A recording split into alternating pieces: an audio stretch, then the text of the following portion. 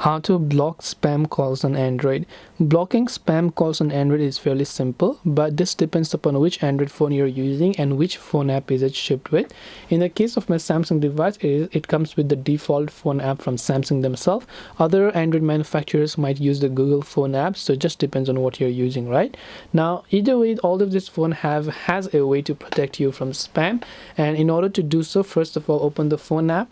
Tap the three dots option from the top right, and then you can simply navigate towards its settings.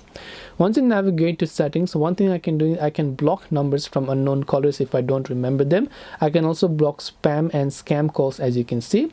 Other options you'll have is caller ID and spam protection. Again, this depends upon which phone app you have, but most Android manufacturers will provide you a way to protect yourself from scam calls. So you can turn this on and it will use some other services to detect those spam calls and then prevent it from calling to you. So similarly, you'll have other options as well.